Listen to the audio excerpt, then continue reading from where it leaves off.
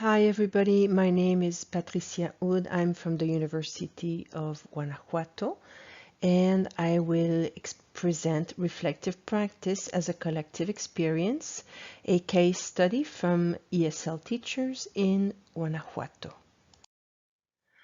The research objectives were to analyze teaching practices in a collectivity, listen and question for reflection and reflexivity, explore answers to puzzling issues, share lived experiences with other ESL teachers, develop communities of practice, and look at the effects of the process on teachers' beliefs. So this was a project with a group of researchers. The literature review. We're going to look at the dichotomy between theory and practice, which is usually the reason why we do reflective practice, because there is a gap between what's really happening in the classroom, the applied knowledge, and the theoretical knowledge of what we know, the academic training that we have. But there's something happening where there's not a clear understanding between what's happening in practice. So we do different types of reflection. We use reflection on, in, and for action. So after teaching practices, after actions have occurred in the classroom, then while teaching, during our practice, what's happening, we'd also use the reflective practice at that moment, and before teaching to plan for future actions, which is planning forward, and to guide our future decisions in the classroom. For this research, we start from a bottom-up approach, and so that means it's not imposed or mandated. It's teacher-initiated professional development. It fosters teacher autonomy. We work from lived teaching situation, what is really happening. It promotes engagement with experience, and we work with co-constructing knowledge in practice. We also use metacognitive posture, which means we step back to critically examine what's happening in our practice, and we analyze both individually and collectively what is going on. The theoretical concept for the collective accompaniment model that we use, that was created by Guillemette in 2014, it's based on accompaniment, which is joining with the other and offering support. We work with adjustment, which is transforming actions in our professional context. We analyze what is happening in our practice, and we use reflection and reflexivity, which is an inquiry on practice, to look at what's happening in our professional context. The methodology for research is a qualitative methodology. We also, part of the project uses quantitative methodology, but today I'm presenting the qualitative. The data is analyzed using qualitative data. We work from interpreting narratives from teachers' experiences. And we also triangulate for validity. We use different data collection tools to be able to see what if we have the same type of results in with different instruments. So this is a participatory action research. The participants we are trying to understand a social phenomena. The participants are co-researchers because they apply an action research in their teaching context. There is no generalization of results. You will see this is all very, very individualized context and unique. We focus on change and action in a group. Okay, so this is why it's an action research. It's a participatory process concerned with developing practical pursuit of worthwhile human purposes. Okay. Data collection tools, we had seven different tools. One is the rep grid interview, which my colleague Ken Richter has explained in a video that is also part of this group of presentations for today. There's rep grid interviews at the beginning and at the end of the process, where we look at teachers' beliefs. There is a professional intervention project, which is shared verbally by different participants during the sessions that we carry on.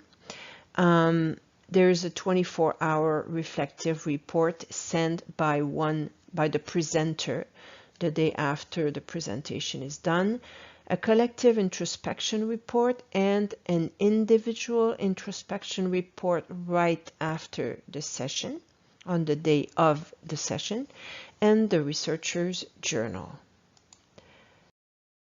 The participants were 10 practicing EFL teachers in Guanajuato. We are presenting today one professional intervention project from one of the participants. It went on over 8 months, and it was a bi-monthly sessions online during the pandemic. This was the first time that this model was carried on online for the type of research that we carry in Guanajuato. And it's carried on with different graduate or students in the last year of the BA program in the Licenciatura en la Enseñanza del Inglés. This is the collective accompaniment model, which I have explained before. It's been explained at the FEL, so I will not go on with every step of the process, but in the results that I'm presenting today, you will be able to see and distinguish the different phases of the model. Okay, we're going to look at the realization phase, where we question and observe, where we analyze and reflect, when we plan for actions, where we're also going to look at the introspection phase, collectively and individually in this process. So in terms of results, so for this presentation today, we are presenting one participant's situation, one session of the CAM. The participant says, I have noticed that my classes sometimes are too much teacher-centered. Well, we use the team platform, but they are not too many, but sometimes what I've seen or what I have noticed is that I am the only one talking in the class. Sometimes for them, I don't know if they don't want to participate. I don't know if they feel insecure about their English because, well, the first graders, they are like basic level. They are A1, so sometimes the same ones are participating. I really try to call their names so they can, everybody participate. I mean, they're not like 50 or 30. It's easy to make them participate, but sometimes like, oh, my microphone doesn't work, or I don't even see them. Sometimes they maybe even ghost in there. I believe that they just turn the session and they aren't even there. I don't know if that's the problem. I mean, there's a lot of things. At the end, I found myself like talking and like Yes, Ghost, are you there? Are you here with us? So this is what so participant 4 in the group then is asking a question to the presenter. Participant 4 says, did those groups or those students start kind of eventually decreasing their participation levels? Or was it the same since the beginning of the school year? Or I don't know if you noticed any difference. So the other participants in the room, in the group, are allowed to ask questions for reflection and reflexivity to the person presenting that day.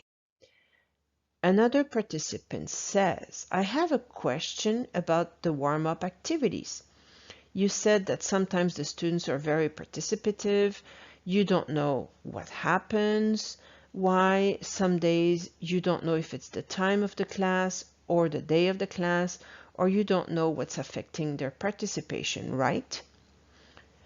I think this was participant 5 that says something about the first 60 seconds of the class that she has noticed that makes a big difference in the engagement of the students right from the beginning of the class.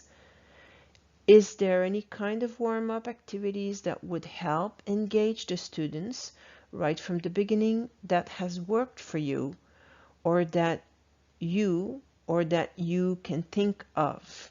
Okay, so questioning is then happening. It's going on around the table during the CAM model.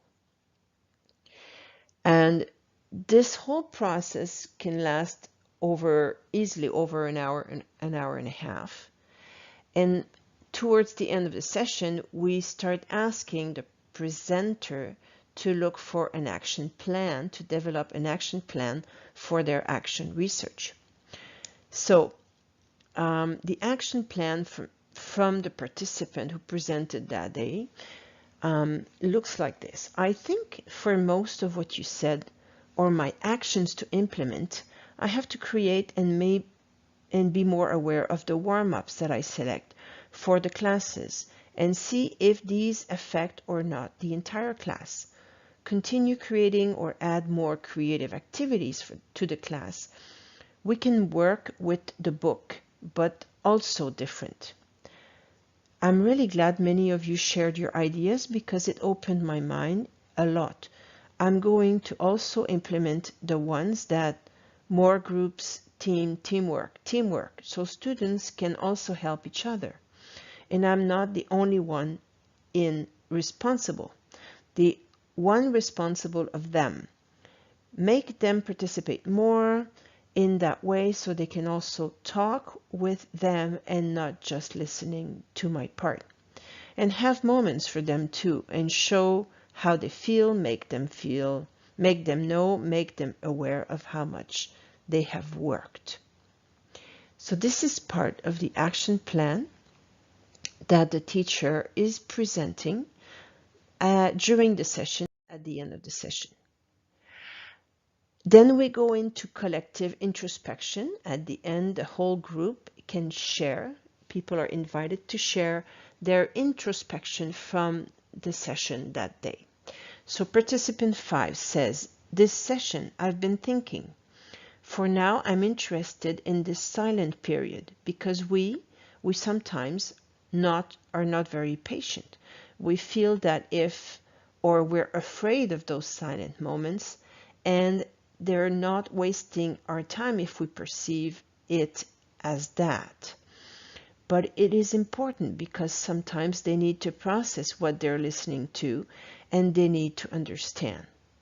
So obviously this is also an ESL teacher that is reflecting on how the session affected her in her practice for her classes. The participant says, participant 3, I also feel so happy today ending this session because at the beginning it was difficult for me even trying to ask like useful questions that we are not judging And I think that's something that I have learned also here among many other things. I also go this time very, very happy because we share our situations, even we don't share context. We work in different schools, in different contexts, but we share experiences because I hear you or I hear somebody else, and I say, oh, it has happened to me once or twice, and that I think it's very rich. So this is one of the results from the collective accompaniment session from the presentation of one of the participants on the other members around the table. At the end of the session, the participants all do an individual introspection. It's a questionnaire, it's a form, and they answer different questions. And the participant who presented that day says that the most important reflective moment in today's session was identifying the type of activity and methodology I'm using in my classes and check students' responses to them. The specific interactions and comments that guided the reflection for her was, what type of warm-ups are you doing? Have you tried to do certain activities as warm-ups and check students' behavior through the class? And another important information learned during the session is about the silent period.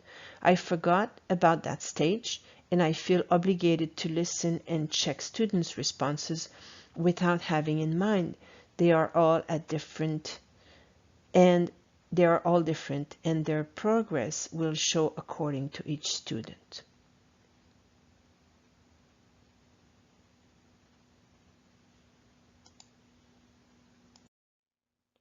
The 24-hour report is sent at the end. It's actually sent the day after the actual session. So the person who presented that day sent the report the next day. And in the report, this teacher is talking about reflecting on teaching practices and that it was focused on teacher-center. But then she says, the more we were talking and analyzing in the CAM session, I was able to identify that the problem was not about teacher-center. It was more focused on the dynamic of the class. Maybe the classes were not attractive enough to students, or they were too repetitive. Thanks to the reflection, I could create an action plan I can implement for the following classes in order to improve my teaching practice. And this is the actual action plan that this teacher developed. So the plan includes 5 elements: the warm-ups, the activities, the students, group activities, and appreciation. So through the session, through the questioning, through the verbal narrative that was shared with the rest of the group, this teacher was able to elaborate this action plan. We are still in process, so this action research will be documented and will continue to evolve. In terms of conclusion, final thoughts. Every teacher and context is unique. This is very important in reflective practice. Reflection is a dynamic process. It's not stationary. It moves, it changes, it evolves. The CAM offers a space and time for teachers to reflect, to dialogue, to exchange, to question, and to plan for future actions. The CAM gives the opportunity to gather as a community of practice. It also reflective practice supports and enhances teaching practices to improve and better practices. The bottom-up professional development is meaningful for teachers because they work from real problems and real situations in their context. And professionals can find their own solution, sharing with others, asking and answering questions to be able to come to improvement and adjustment in their practices. So thank you very much for your attention. And if you'd like to write to me, this is my email and references. Thank you all and have a great day.